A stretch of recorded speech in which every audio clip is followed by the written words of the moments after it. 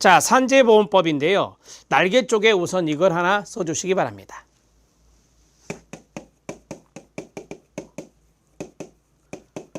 자, 사회보험의 재정 순서는 이미 우리가 다 했어요. 산, 연, 고건료, 산의, 연고요 다 배웠습니다. 정책에서. 산재보험은 3자 방식입니다. 산재보험은 3자 방식입니다. 첫 번째 1번 보험자라고 하죠. 보험자. 이 보험자는 보험을 관리하고 운영하는 것인데요. 근로복지공단에서 하고 있습니다. 근로복지공단이 보험자가 되고요. 그 다음에 보험 가입자가 있습니다. 산재보험의 보험료는 사업주가 모두 냅니다. 그래서 사업주가 보험 가입자가 됩니다. 사업주가 모두 부담한다는 것도 같이 적어 놓으시면 됩니다. 모두 부담한다. 이렇게 적어 주시고, 그 다음에 세 번째, 혜택을 받는 사람은 누굽니까? 근로자잖아요. 그래서 수혜자라는 말을 씁니다. 자, 수혜자는 근로자다. 사업주가 수혜를 받는 게 아니라 수혜자는 근로자예요. 그래서 산재보험의 주 취지가 뭐냐면 근로자를 최우선적으로 보호하고자 하는 목적이 바로 산재보험의 목적이 됩니다. 자, 여기 보면은 자 모두 다 틀리죠. 모두 틀립니다. 그래서 3자 방식이라 합니다. 건강보험 같은 경우는요, 보험 가입자가 수혜자예요. 똑같아요. 그래서 2자 방식인데 여기 있는 산재보험은 3자 방식이 된다는 것 적어주시면 도움이 됩니다. 이해되시죠? CF, 산재보험에는 피보험자가 있을까요? 없을까요? 산재보험에는 피보험자는 근로자다. OX. 자, X입니다. 산재보험에는 피보험자가 없어요. 피보험자란 게 뭐냐면 보험료를 내고 혜택받는 사람을 피보험자라 해요. 보험료를 낸 사람은 사업주고 혜택받는 사람은 근로자이기 때문에 피보험자는 없다라고 해야 돼요. 산재보험에서 피보험자는 없어요. 그래서 근로자다 하면 안 되는 거예요. 근로자는 수혜자다. 이렇게 말하는 거예요. 자, 정리가 됐고요. 이해됐죠? 이걸 가볍게 워밍업 차원에서 해드리고 그 다음에 들어갑니다. 자, 산업재해보상보험법은 1963년에 제정이 되었고요. 양가로 2번 들어갑니다. 보험의 관장과 보험연도입니다. 관장은 중앙부처가 관장자가 되는 거예요. 그래서 고용노동부 장관이 관장한다. 그 자리 밑줄. 자, 그 다음에 동그라미 2번. 이 법에 따른 보험사업의 보험연도는 정부 회계연도에 따른다. 1월 1일에서 12월 31일이 되겠습니다. 국가의 부담 및 지원입니다. 국가는 회계연도마다 예산의 범위에서 보험사업의 사무 집행에 드는 비용을 일반 회계에서 부담해야 됩니다. 일반 회계에 밑줄 쫙 치세요. 일반 회계가 있고 특별 회계가 있는데요. 자, 이것은 일반 회계에서 이제 일정 부분을 부담해 준다라고 하는 것입니다. 그러면 일반 회계 그 자리에다가 특별 회계 X라고 쓰세요. 특별 회계 X. 나중에 고용보험도 나와요. 고용보험도 일반 회계에서 부담해 주거든요. 자, 됐습니다. 정의, 업무상의 재해가 있습니다. 그렇습니다. 산재보험은 업무상 재해에 대해서 도와주는 건데요. 업무상의 사유에 따라 근로자가 부상, 질병, 장해, 사망, 장애의 X라고 써주시고요. 자, 이거는 다쳤을 때예요. 그래서 해칠 해자를 써서 한문으로 해칠 해자를 쓰는 장해라고 해야 되지 장애라고 하지 않습니다. 산재보험은 장애가 없다. 장해가 맞다. 이렇게 보시면 되고요. 가장 기본적인 겁니다. 또 하나, 근로자의 보상이라고 그랬잖아요. 사업주가 아니라 근로자가 돼 있죠. 근로자 밑에다가 사업주 X라고 쓰세요. 제가 그랬잖아요. 사업주는 보험 가입자고 혜택을 받는 사람은 아니다. 이렇게 말씀드렸어요. 원칙적으로. 그래서 사업주가 들어가면 안 된다. 근로자의 부상, 질병, 장애 또는 사망을 말하는 게 업무상 재해다. 유족, 참고, 치유. 이 치유는 부상 또는 질병이 완치되거나 한번 끊어주세요. 치료의 효과를 더 이상 기대할 수 없고 그 증상이 고정된 상태에 이르게 된 것을 치유라고 말합니다. 자, 장애가 나왔네요. 여기 있는 장애. 이 장애와 중증 요양 상태라고 뒤에 나올 건데요. 그 내용을 구분하셔야 돼요. 부상 또는 질병이 치유되었으나 치유되었으나 그 자리만 밑줄. 정신적, 육체적 훼손으로 인하여 노동 능력이 상실되거나 감소된 상태를 말한다. 그러면 중증 요양 상태는 어떤 상태일까요? 예전에 폐질이라고 했는데 법이 개정되어서 용어가 바뀌었습니다. 중증 요양 상태란 업무상의 부상, 질병 등에 따른 정신적, 육체적 훼손으로 노동 능력이 상실되거나 감소된 상태로서 한번 끊고 그 부상 또는 질병이 치유되지 아니한 상태, 그 자리만 밑줄. 치유되지 아니한 상태를 말한다. 그러면 중증 요양 상태가 더 심각하네요, 장애보다. 그래서 날개 쪽에 쓰시면 장애가 있고 그 다음에 중증 요양 상태가 있다. 장애가 있고 중증 요양 상태가 있다. 자, 여기는 뭐고 치유된 것이고 여기는 뭐고 치유가 되지 않은 상태를 말합니다. 이해되셨죠? 자, 이 두 가지를 구분하는 키는 바로 치유 여부에 따라서 달라진다는 것 알아두시면 됩니다. 자, 됐고요. 진폐는 참고, 출퇴근도 참고하시면 됩니다. 적용 범위입니다. 이 법은 근로자를 사용하는 모든 사업 또는 사업장이에요. 거기까지만 밑줄. 그래서 2000년부터 산재보험은 모든 사업장에 확대되었다라고 앞에서 가르쳐 드린 적도 있습니다. 자, 그 다음에 산재보험 예방심의위원회가 있습니다. 이렇게 심의위원회 이런 거 나오잖아요. 그러면 대개 정책을 심의하는 곳이다 이렇게 보시면 돼요. 1번 산업재해보상보험 및 예방에 관한 주요 사항을 심의하기 위하여 고용노동부, 그 자리에 동그라미, 고용노동부 장관이 관장하기 때문에 고용노동부가 이 산재보험의 중앙부처가 되는 거예요. 고용노동부의 산재보험 및 예방심의위원회를 둔다라고 했습니다. 이 정도만 보시면 돼요. 자, 밑에 보면 실력 따지기에 업종별 산재보험료율이 있습니다. 2020년 기준인데요. 자, 여러분들은 날개 쪽에 쓰시면 돼요. 업종별 보험료율 똑같아요, 달라요? 당연히 다르겠죠. 업종별이라고 했으니까 상이하다 이렇게 이제 적어 놓으면 돼요. 자, 그걸 구체적으로 보면 광업, 제조업 쭉 나오잖아요. 쭉 나오는데 어디가 가장 높아요? 보험료율이 사고 확률이 높은 데가 높겠죠, 당연히. 그래서 광업이 보험료율이 7.25%에서 무려 28.25%까지 있어요. 광업, 석탄공업도 있고 여러 가지가 있을 거 아닙니까? 석탄업이라고 하는 거. 그 다음에 쭉 내려오시면 6번에 임업이 있어요. 임업, 벌목업 여기에 들어가요. 그래서 많이 다치시잖아요, 이런 분들. 그래서 보험률이 높아요. 임업 같은 경우는 9.15%잖아요. 이해되시죠? 특히 이 광업하고 그 다음에 이 임업 이쪽이 이제 산재 보험률이 좀 높다 이렇게 보시면 돼요. 그래서 업종별 보험률은 동등하다, 같다 이런 식으로 나오면 안 되고요. 다 틀립니다. 아셨죠? 이 정도 아시면 돼요. 자, 그 다음에 보험급여가 있습니다. 대개 이제 사회보험에서 많이 나오는 게 급여 쪽이거든요. 그래서 급여 쪽을 잘 기억해 놓으셔야 되는데 2번 보험급여 쪽에 별표 2개 치시기 바랍니다. 7번이 중요한데요. 보험급여의 종류와 산정 기준이 있습니다. 보험급여 종류는 다음과 같다라고 했는데요. 진폐에 따른 보험급여 종류는 따로 있어요. 그래서 요양급여, 간병급여, 장의비, 직업재활급여, 진폐, 보상연금, 진폐, 유족연금 이렇게 있습니다. 여기까지는 출제되지 않았습니다. 그래서 여러분들이 이제 간단하게 진폐와 연관된 급여를 암기하고 싶다면 이렇게 외우시면 돼요. 진폐, 간장, 요직 이렇게 외우시면 돼요. 진폐, 간장, 요직. 진폐란 단어는 산재에만 있는 단어라서 산재보험이란 걸 금방 알 수 있어요.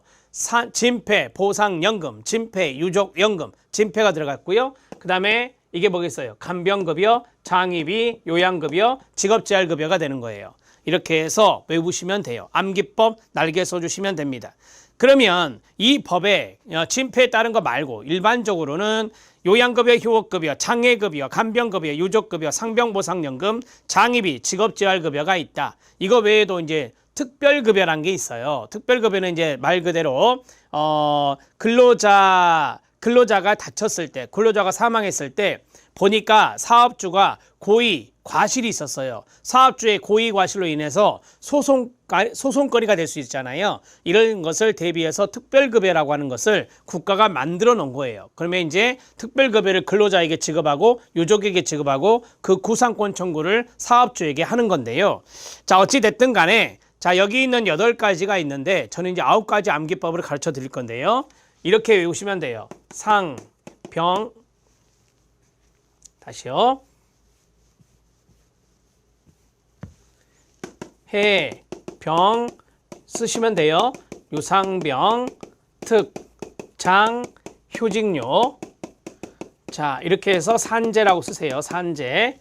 산재보험의 급여입니다. 이게 뭐예요? 장해급여죠. 자, 장애급여라고 하면 안 된다고 제가 말씀드렸어요. 그 다음에 이게 뭐겠어요? 간병급여, 유족급여. 이게 뭐겠어요? 상병보상연금이에요. 나중에 건강보험에 상병수당이 나와요. 상병수당 아니고요. 그 다음에 고용보험에 상병급여가 있어요. 상병급여 아니에요. 자, 그 다음에 특별급여, 장의비예요. 장의비, 장제비라는 것이 건강보험법에 있는데 장제비를 하지 않고 장의비라고 해요. 휴업급여, 직업재활급여, 요양급여 이렇게 정리하시면 돼요. 어차피 우리 시험에서 이런 것들이 출제될 수 있으니 이런 것들을 써놓으시면 된다 이겁니다. 되셨죠? 자, 됐습니다. 그러면 이 급여가 해결됐고요. 업무상 재해의 인정이 있습니다. 이거 최근에 출제됐어요. 그래서 좀 보실 필요가 있거든요. 동그라미 1번에 보면 근로자가 다음에 어느 하나에 해당되는 사유로 질병, 부상, 장애가 발생하거나 사망하면 업무상 재해로 본다라고 했어요. 그럼 밑에 있는 업무상 사고, 업무상 질병, 출퇴근 재해 이것들은 다 업무상 재해가 되는 것들이에요. 자, 업무상 사고. 근로자가 근로계약에 따른 업무나 그에 따른 행위를 하던 중 발생한 사고는 재해 인정이 되겠죠. 사업주가 제공한 시설물 등을 이용하던 중 그 시설물 등의 결함이나 관리소홀로 발생한 사고도 되겠죠. 다 사업주가 주관하거나 사업주의 지시에 따라 참여한 행사나 행사 준비 중에 발생한 사고도 되겠죠. 휴게 시간 중에 사업주의 지배관리하에 있다고 볼 수 있는 행위로 발생한 사고도 되겠죠. 업무상 질병입니다. 거기 다의 별표 하나. 자, 업무 수행 과정에 물리적인 인자, 화학물질, 분진, 병원체, 신체에 부담을 주는 업무 등 근로자 건강에 장애를 일으킬 수 있는 요인을 취급하거나 그에 노출되어 발생한 질병 되겠죠.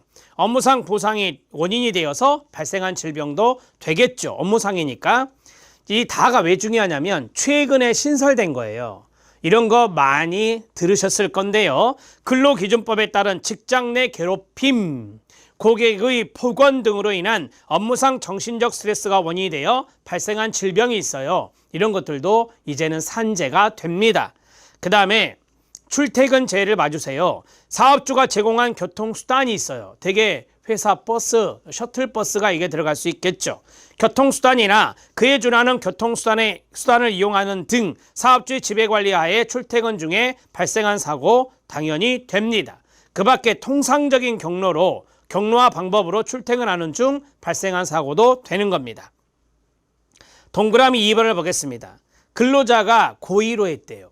자해 행위로 했대요. 범죄 행위. 그것이 원인이 되어서 발생한 부상, 질병, 장애, 사망은 업무상 재해가 될까요? 안 될까요? 당연히 안 됩니다. 업무상 재해로 보지 아니한다. 그 자리 밑줄 치면 돼요. 이해되셨죠? 자, 그 다음에 나머지는 참고적으로 보시면 되는데, 자, 동그라미 3번을 봐주시기 바랍니다. 동그라미 3번. 통상적인 경로와 방법으로 출퇴근하는 중 발생한 사고 중에서, 자, 끊어요. 자, 경로를 이탈했어요. 거기 보면 출퇴근 경로를 일탈 또는 중단이 있는 경우에는 해당 일탈 또는 중단 중의 사고, 그 후에 이동 중의 사고에 대해서는 출퇴근 재해로 보지 않습니다. 당연한 거 아닙니까? 출퇴근의 정상적인 경로가 이쪽으로 가야 되는데 이 근로자가 이쪽으로 가지 않고 그걸 일탈해서 다른 쪽으로 하다가 사고가 났다면 이거는 출퇴근 제외로 보지 아니한다는 게 원칙입니다. 자, 됐습니다. 이 정도로 보시고 그 다음에 네 번째, 출퇴근 경로와 방법이 일정하지 아니한 직종으로 대통령 정하는 경우에는 출퇴근 제외를 적용하지 않는다고 합니다. 참고적으로 알아두시기 바랍니다. 자, 됐습니다. 통상적인 경로와 방법으로 출퇴근하는 경우는 원칙적으로 되는데 그 경로를 일탈했다. 그 경로를 일탈했다. 그리고 그 경로에서 중단이 일어나고 다른 쪽으로 빠져나갔다. 이런 것들도 바로 이제 출퇴근 제외로 안 본다는 게 원칙이라는 것을 알아두시면 됩니다. 이해되셨죠? 그 다음에 아홉 번째, 요양급여입니다. 요양급여. 자, 요양급여가 여기 있었어요. 여기. 자, 요양급여는 뭐 쉽게 말씀드리면 이거예요. 내가 산재를 입었다. 병원에 입원하겠죠. 수술하겠죠. 이런 것들이 다 요양급여가 되는 거예요. 요양급여는 근로자의 업무상의 사유로 부상을 당하거나 질병에 걸린 경우에 그 근로자에게 지급하는 겁니다. 자, 그리고 요양급여는 산재보험 의료기관에서 요양을 하게 하는 것이 원칙입니다. 그 다음에 세 번째, 부상 또는 질병이 3일 이내의 요양으로 치유될 수 있으면 요양급여를 지급하지 않습니다. 3일 이내는 딱 3일간이죠. 3일간에는 요양급여가 나가지 않는다라고 하는 거고요. 자, 대개 이럴 때는 이제 사업주가 부담을 해서 치료를 하게 되는 경우가 많고요. 그 다음에 이제 4일 넘었을 때는 이제 요양급여가 지급되는 것이다 라고 보시면 돼요. 자, 요양급여의 범위는 다음과 같다라고 되어 있는데요. 여기에서 비읍을 눈여겨보셔야 돼요. 가로 및 간병, 간병의 동그라미.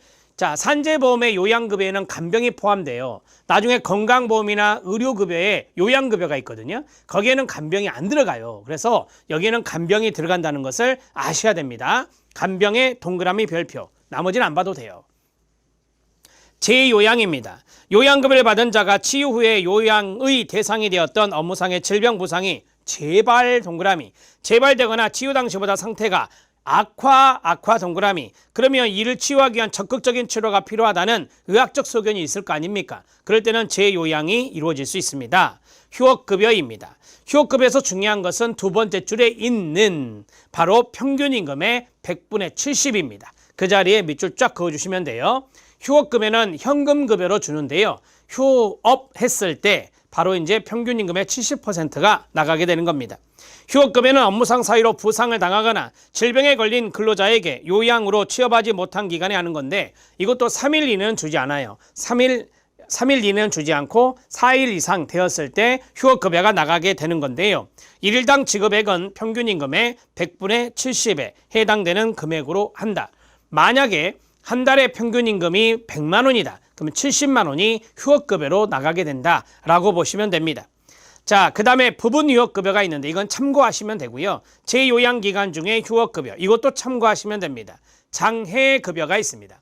장해급여 오른쪽에 쓰세요. 장해급여 오른쪽에다가 장해급여는 1등급에서부터 14등급까지의 장해 등급이 있습니다. 산재보험의 등급입니다. 장해 등급이 있다. 그래서 이쪽일수록 많이 심각한 거고요. 이쪽에 있을수록 심각하지 않은 거예요. 그러면 앞에 있으면 연금이고요. 여기 뒤에 있으면 일시금을 받게 되는 거예요. 이런 식으로 정리하시면 돼요.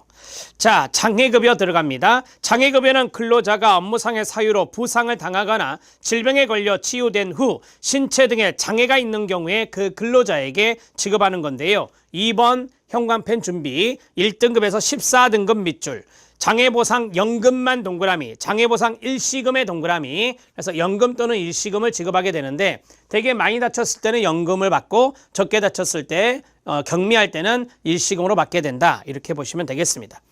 자, 됐죠? 그 다음에 넘어가셔도 돼요. 간병급여 들어갑니다. 간병급여는 요양급여를 받은 자 중 치유 후 의학적으로 상시 또는 수시로 간병이 필요하여 실제로 간병을 받는 자에게 지급하는 것입니다.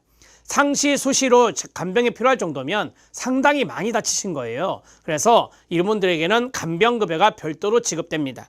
유족급여입니다. 유족급여는 근로자가 업무상의 사유로 사망했을 때 유족에게 주는 것이다 라고 보시면 됩니다. 자, 유족의 순위는 참고하시고요. 상병보상연금입니다. 별표 하나. 자, 여기서 중요한 수치는 바로 2년입니다. 자, 우리가 이제 요양이 들어갔어요. 그리고 나서 이제 2년까지는 휴업급여가 나가게 되고요. 2년이 지나는 시점부터서는 바로 이제 상병보상연금이 나가게 되는데, 상병보상연금을 받을 정도면 상당히 심각한 거죠. 많이 다친 거예요. 그래서 중증요양 상태에 들으셨잖아요. 중증요양 상태에 있는 분들이 대개 이제 상병보상연금의 대상자가 된다라고 보시면 됩니다. 요양급여를 받는 근로자가 요양을 시작한 지 2년 동그라미 지난 후에 다음의 요건을 모두 충족한 상태가 계속되면 휴업급여 대신 상병보상연금을 그 근로자에게 지급한다라고 하는 거예요. 부상 질병이 치유되지 아니한 상태래요. 이게 앞에서 말씀드렸던 중증 요양 상태가 되는 겁니다. 나머지는 참고하시면 돼요.